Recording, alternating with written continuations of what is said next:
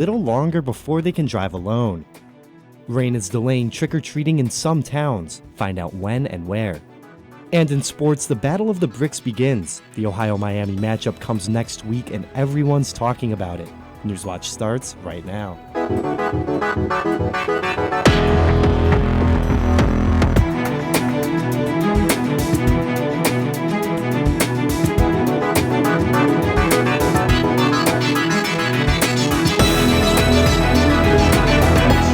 Thank you for joining us. Coolville residents are set to vote on electric aggregation in next week's election. This would make the village shop for a cheaper electric supplier. The vote comes just 2 years after voters rejected the issue. The city of Athens and 5 other Athens County villages have all voted in favor of electric aggregation in previous years. If approved, households would have the option to opt out of the program at no cost if they wish to stay with their current electric supplier. Staying on the topic of elections, a Republican governor in Kentucky and his Democratic challenger went head-to-head in a debate Tuesday night. Republican Governor Matt Bevin and the state's Attorney General Andy Beshear spent the night taking digs at each other on several issues. Bevin talked about abortion and his support for President Trump. Beshear accused the governor of abusing his executive powers and for bullying teachers who opposed his policies. And we'll have more special election coverage on a special episode of Newswatch next Monday.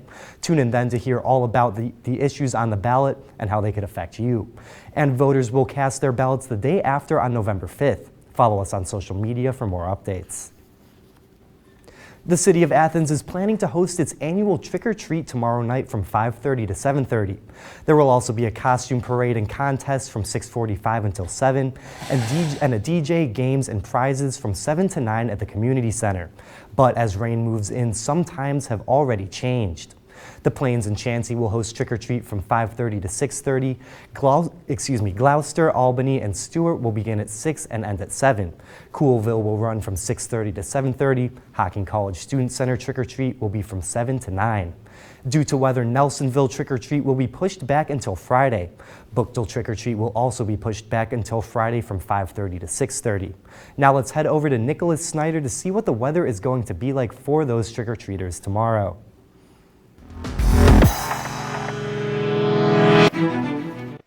Well, Ben, it doesn't look like it's going to be improving much like we saw the weather like it was today. It's still pretty rainy and chilly out there right now. 58, pressure's at 29.93 inches and falling as an area of low pressure is moving in. Humidity is at 99% because of those rain showers and the winds are out of the northeast at 3 miles an hour. Highlights for the next couple of days. It's going to be rainy. A major cool down is in store as well. This is all because of a strong low pressure system making its way into the area over the next few days.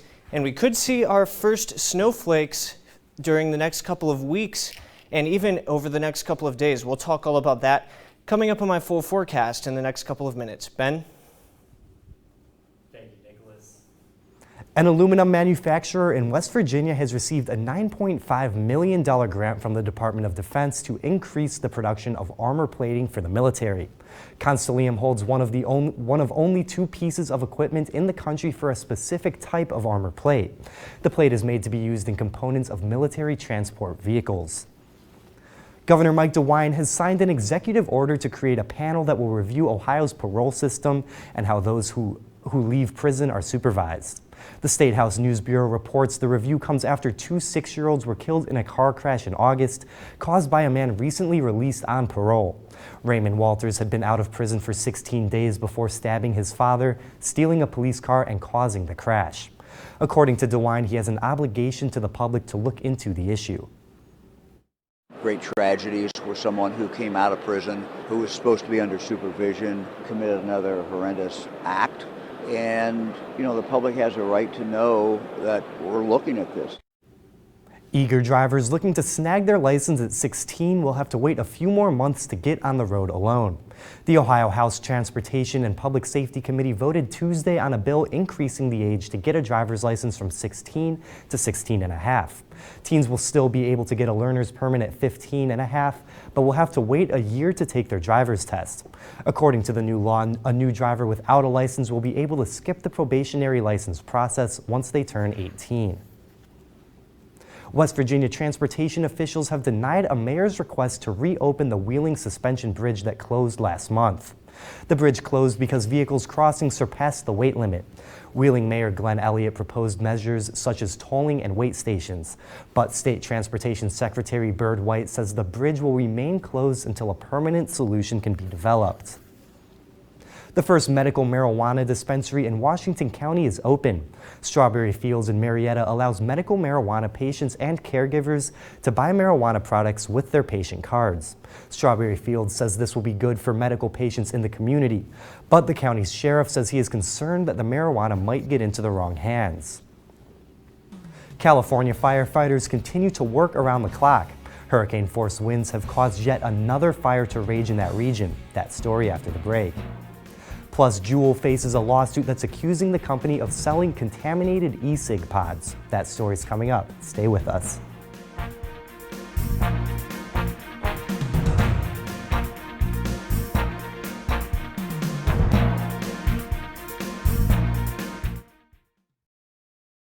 On Life from Above.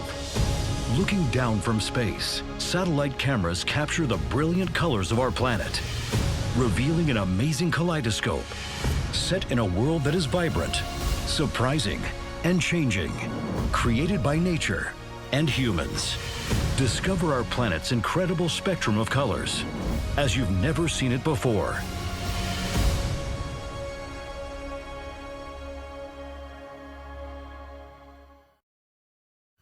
The more data, the better the AI works. In the age of AI, where data is the new oil, China is the new Saudi Arabia. There will be a Chinese tech sector, and there will be an American tech sector.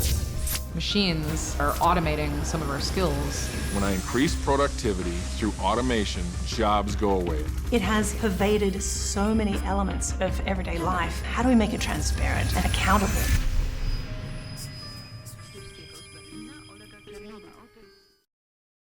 I grew up in the South Bronx in the 1970s, during the time of the fires. Landlords were burning our buildings for profit, and they didn't have to rebuild our homes. 250,000 people displaced, residents and grassroots organizations had no other choice but to fight back. These were our homes. This was our neighborhood. We weren't gonna take it lying down. Decade of fire.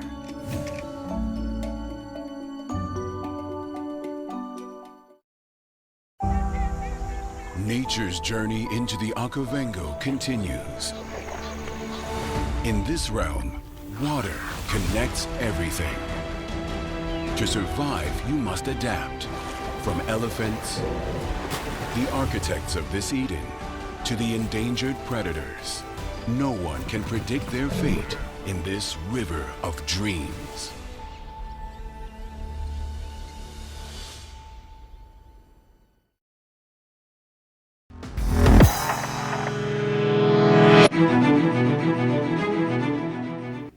California remains on edge under multiple red flag warnings as a new fire blazes in Simi Valley. Wind gusts in the region are reaching hurricane force, while low humidity helps to perpetuate the fires. Daryl Forges breaks down the outlook on the Golden State. A new battlefront in the California wildfire crisis as hurricane-force winds lead to yet another inferno. Residents of Simi Valley woke this morning to the glow of a newborn blaze dubbed the Easy Fire. Officials say the flames from this new fire have already claimed more than 1,300 acres and may be growing. A rare extreme red flag warning issued to Southern California, warning citizens to stay alert. Nearby, the Ronald Reagan Presidential Library evacuated as flames and smoke close in. The library holds the graves of President Reagan and former First Lady Nancy Reagan, and the fire also threatening 6,500 homes and other structures. As low relative humidity continues and winds feed the fires, thousands of residents try to escape, and people aren't the only ones in need of evacuation. Officials and volunteers working to rescue animals from the raging flames. I'm trying to contact these people. I have no idea who they are, so if these are your horses, please let me know. And in other parts of the state, firefighters continue to work round the clock to contain at least 10 other fires, such as the Getty and Kincaid blazes. The strong Santa Ana winds posing additional dangers as a threat of even more destruction looms. In Simi Valley, California, I'm Daryl Forges. Firefighters say the Reagan Presidential Library is not out of the question yet. The remaining heat from the fire still poses a threat. The CEO of Boeing faced another grilling on Capitol Hill today. CEO Dennis Muilenburg faced his second day on Capitol Hill over the 737 MAX that was involved in 2 crashes, killing 346 people. The company was accused of showing a lack of candor through all of this as it constructed the plane and failed to tell pilots about a new flight control system until after the plane crashed in Indonesia. Muilenburg was criticized for several mistakes in his testimony yesterday before a Senate committee. 2 State Department experts on Ukraine are scheduled to be deposed today for the House impeachment inquiry.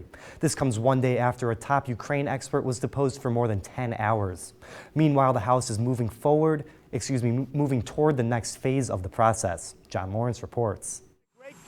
President Trump on Twitter blasting the do-nothing Democrats and never-Trumpers for the impeachment process he calls a hoax and disgrace. If all the president did was ask the Ukrainian president to investigate his opponent, that would be a gross abuse of power. But he did more than that. He leveraged $391 million in taxpayer dollars over the Ukrainian president. The House Rules Committee has released the resolution that's expected to be voted on Thursday. This forces lawmakers to go on the record regarding the investigation.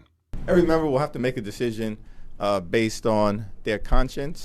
Republicans criticized the resolution, saying it came too late after weeks of closed-door depositions. What the Democrats are now trying to do, they've basically cooked up a process they've been conducting in secret. The resolution is a sign that public hearings are forthcoming, which means the GOP will likely have to broaden their focus beyond the process of the inquiry and talk about the substance, and in some cases, be present. But why are you not there? Because I have other responsibilities in the House, and I see this as a sideshow. I'm John Lawrence reporting. In other impeachment news, the Justice Department and the House have requested to postpone Thursday's scheduled court hearing with former Deputy National Security Advisor Charles Kupperman, citing a scheduling conflict. A new lawsuit was filed against Juul, the popular vape company. A former executive claims the company shipped out 1 million contaminated e-cigarette pods and refused to issue a recall or give out a safety warning. He says Juul wanted to sell expired or nearly expired pods and that he was fired for raising the alarm on safety issues.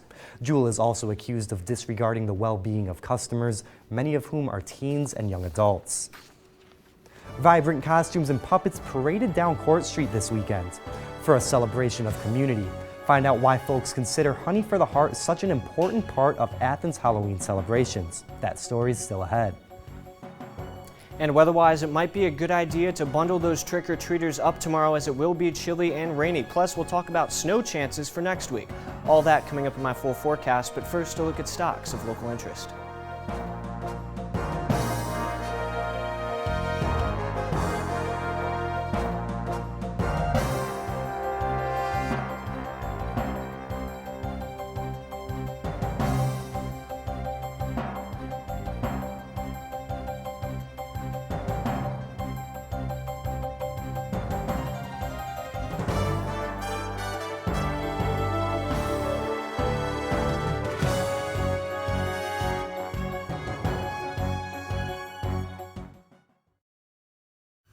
The more data, the better the AI works. In the age of AI, where data is the new oil, China is the new Saudi Arabia. There will be a Chinese tech sector, and there will be an American tech sector. Machines are automating some of our skills. When I increase productivity through automation, jobs go away. It has pervaded so many elements of everyday life. How do we make it transparent and accountable?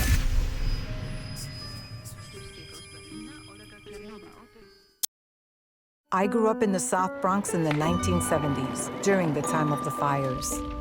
Landlords were burning our buildings for profit, and they didn't have to rebuild our homes. 250,000 people displaced, residents and grassroots organizations had no other choice but to fight back. These were our homes. This was our neighborhood. We weren't gonna take it lying down. Decade of fire.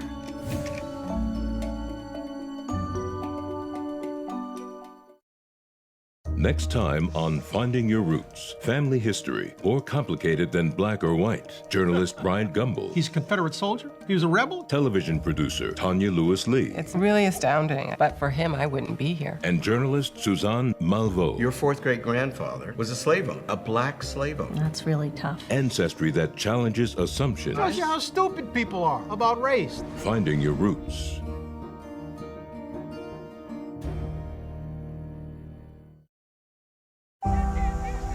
Nature's journey into the Okavango continues. In this realm, water connects everything. To survive, you must adapt. From elephants, the architects of this Eden, to the endangered predators.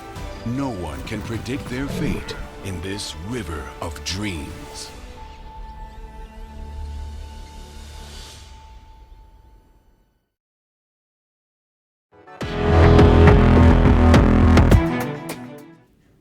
Welcome back. Well, it is very wet and very rainy out there. Here's a look at the water vapor satellite.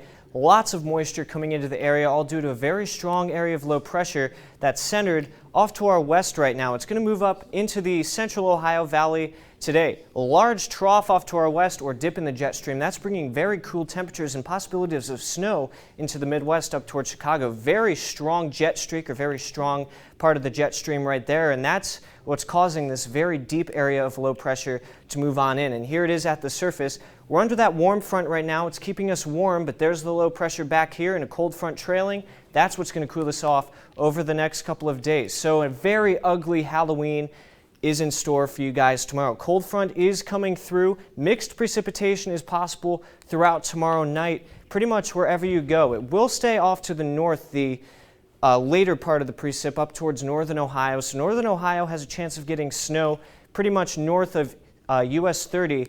So if you're south of US 30, just expect rain and clearing out at least for tomorrow.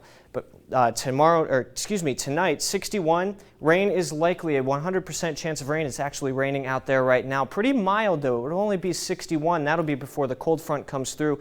Winds will be out of the south-southeast at 5 to 10 miles an hour. Across the area, temperatures will generally be in the upper 50s and lower 60s with rain likely everywhere you go. Cold front comes through tomorrow. Low deepens and becomes stronger as we go throughout the day tomorrow. And for your Halloween trick-or-treating time, 66. Now that'll be in the morning. Between 2 and 4 p.m. the cold front will come through tomorrow. And by trick-or-treat time, it will be in the upper 30s and lower 40s. So make sure those kids are bundled up going out trick-or-treating. And it will be very, very gusty. Winds will be out of the south-southwest at 20 to 25 miles an hour. So be wary of that. Across the area, temperatures will generally be in the middle and upper 60s. Again, that'll be in the morning. Cold front comes through between 2 and 4 p.m. tomorrow. High pressure will build in behind that cold front. It'll make way for a fairly pleasant weekend. It will be clear but chilly, and we have a freeze watch in effect from tomorrow night through Friday morning. Here it is for these counties shaded in light blue right there. There's that freeze watch. Lows as possible as low as 28 Thursday night. This all due to this large upper level trough right here. That's going to pretty much remain the pattern over the next couple of days. 7-day temperature averages 16 degrees below average for your Friday. And here's the 10-day air masses. Cooler air is coming in. Here it is for the weekend. It will stay pretty strong over the area for Sunday before we briefly warm you up for next Tuesday before cooling you down. And by next Wednesday into Thursday, our next system comes in, and Ben, we could expect some snow next Thursday and into Friday and even into next Saturday. That's not quite on the extended forecast quite yet, but we'll talk about that going in to the next couple of newscasts. But a fairly pleasant week, 51 on Saturday and 56 on Monday with pretty clear skies. Well, I'm not sure anyone's ready for that snow just yet, Nicholas, but at least it's looking like it's going to come after the trick-or-treaters can have their fun. Yes. Thank you for the forecast. Halloween without costumes, puppets, and a commemorative parade is inconceivable, at least in Athens, Ohio. Passion Studio Works and Central Venue organized a Honey for the Heart parade to kickstart the Halloween festivities. WOUB reporter Aditya Sahasrabuddhe talked with volunteers and participants to know how people from different walks of life came together for the Halloween Kickstarter. Honey for the Heart is sort of a stepchild of Passion Works Studio, which has been around for 21 years. Passion Works Studio, along with many OU volunteers and community members, started working on preparations for Honey for the Heart parade around 3 weeks before the Halloween week at Central Venue. So they just paper mache right over the bag. When it was done, they cut the bottom out, cut the arms out. It's a vest, and then you put the hat on so you look like a funny little person. Puppets are made from scratch with mostly repurposed and donated materials. In its 8th edition, Honey for the Heart still carries the same objective: change the narrative surrounding the city and create a family-friendly jamboree to spread happiness and joy. Let's make this about making art. Let's make this about giant puppets and joy and fun. Using art and puppets like these to invite more people to the once infamous city of Athens seems like a great strategy. From being perceived as a rowdy, drunk fest in the past to being thought of as a joyful, fun, family-friendly event, Halloween in Athens has changed drastically. Tina Kelsey says how the shift in narrative has allowed Halloween in the city grow. Now we have families that actually come in to either be in the parade or watch the parade. These are people who would never have come into Athens on Halloween weekend. Scores of people wearing larger-than-life puppets and sparkly costumes marched up the Court Street to kick off the Athens Halloween block party. For WOUB News Athens, I am Aditya Sahasrabudhe. More Halloween festivities are lined up throughout the tail end of the month. Wear your best costumes and enjoy your hearts this Halloween. Hi, I'm Thomas Garver. Coming up in sports, the Mid-American Conference released their preseason poll today for the upcoming women's basketball season. Find out why it was the Bobcats who stole all the headlines. And then right after the break, it is officially revenge season. Ohio and Miami are set to square off in the Battle of the Bricks next week. And one Ohio Bobcat gives some bulletin board material. Find out what he said when Newswatch returns.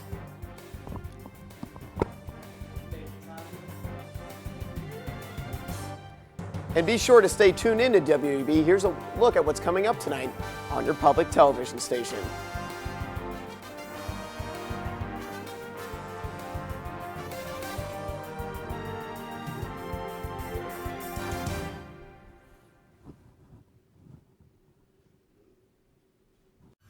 The more data, the better the AI works. In the age of AI, where data is the new oil, China is the new Saudi Arabia. There will be a Chinese tech sector, and there will be an American tech sector. Machines are automating some of our skills. When I increase productivity through automation, jobs go away. It has pervaded so many elements of everyday life. How do we make it transparent and accountable?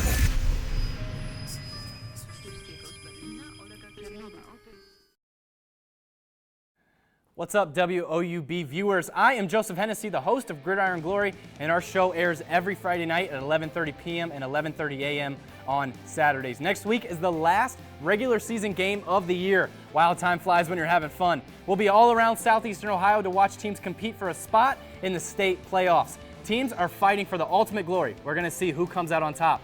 Follow all of our social media accounts, and remember, there's nothing better than Friday nights and Gridiron Glory. On Life from Above, looking down from space, satellite cameras capture the brilliant colors of our planet, revealing an amazing kaleidoscope set in a world that is vibrant, surprising, and changing, created by nature and humans. Discover our planet's incredible spectrum of colors as you've never seen it before.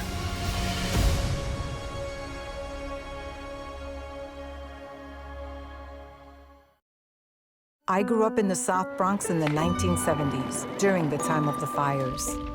Landlords were burning our buildings for profit, and they didn't have to rebuild our homes. 250,000 people displaced, residents and grassroots organizations had no other choice but to fight back. These were our homes. This was our neighborhood.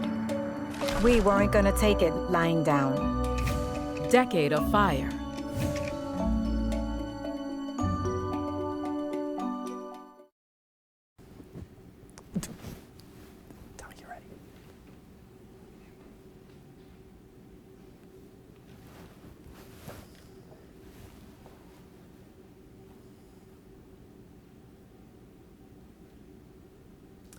And unfortunately, it looks like we're having some technical difficulties. Wanted to start off the sports segment talking about the Battle of the Bricks. I talked with offensive lineman Hagen Misurvey, and he said he doesn't like Miami very much. He played a lot in his freshman year when Ohio actually beat Miami, and Ohio, they owe Miami a payback this year is what Hagen was alluding to, given the fact that Miami knocked off Ohio last year. And Frank Solich kind of talked about the rivalry being easy for those two schools to become rivals. They're close, and he talked about when he first joined staff 15 years ago that he was just thrusted into this rivalry. So huge game coming on Wednesday as Ohio officially starts the beginning of preparation for the Battle of the Bricks. It's going to be a game that has a lot to say about who's going to end up winning the MAC East. Both teams are tied at 3-1, and you look ahead, there's only 3 games left in the schedule for both Ohio and Miami. They both play Bowling Green. They both play Akron. Ohio plays Western Michigan. But the winner of this game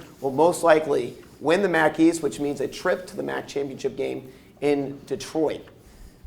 We also wanted to talk about just the fact, and that's what I allude to, is Frank Solich talking about the importance of this game, but understanding that there's still more games left to play after this one, and that he said, quote unquote, you can't put all your eggs in one basket, but he did say with a big smile on his face that this is a huge game. And Hagen, the bulletin board material I alluded to before break, he said, if we win this game, which we will, it will put us in the driver's seat in the MAC East, and all of their goals that they want will be ahead of them. So Mr. Hagen, he guaranteed me a win. Bold statement, pretty clear that those guys are really eager to return the favor to Miami after losing that game in Oxford last year. So the anticipation is certainly building for that game next Wednesday. But for Ohio soccer, their biggest game of the year is tomorrow. Ohio will conclude their regular season finale in Kent State at 3 p.m. And just by looking at the standings here, it's a make it or break it kind of game for Ohio. 4 teams tied for 3rd place. The regular season top 4 teams get a home game, but right now, Ohio loses the 4-way tiebreaker. That could all change, though, because Buffalo and Akron square off this weekend. If they tie and Ohio wins, Ohio would skewer that coveted home game. All we have to do is go out and do what we can do tomorrow and beat Kent. And, Kent is playing for their MAC tournament hopes. They have to win to get in. So we know we're going to be up against a really determined foe. I definitely believe in our team, and I know that if we are our best, we'll win the game tomorrow.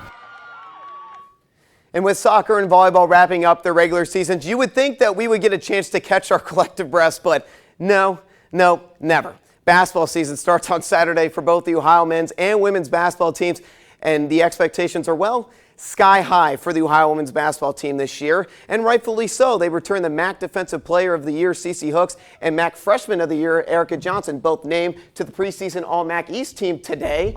And it gets even better, Ben. The MAC also released its preseason favorites for the conference, and spoiler alert, clean sweep for the Bobcats. Ohio will enter the season as the favorites to win the MAC East regular season championship, and the MAC tournament. Everyone, Ben, is all in on the Ohio Bobcats this year. That's super exciting. The Bobcats, these 2 big games coming up, and then the start of women's basketball. It's got to be a good time to be a fan. Right. I know that a lot of fans are like, oh, man, no Ohio football this week, but you got women's basketball. This is a team. It's going to be a very special team. 30 wins last year. They returned 4 or 5 starters. They returned Katie Barker from injury. Maddie Bazelak transfers in. It's going to be a fun year for them, Ben. Super exciting. Thank you, Thomas. And now let's head back over to Nicholas for one final look at the weather.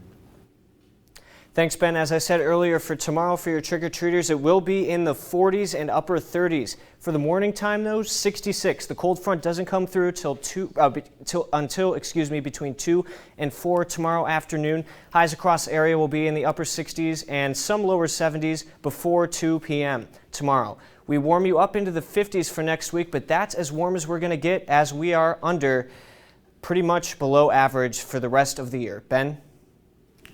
Thank you, Nicholas. And that does it for our broadcast this evening. Thanks for watching. Have a great night.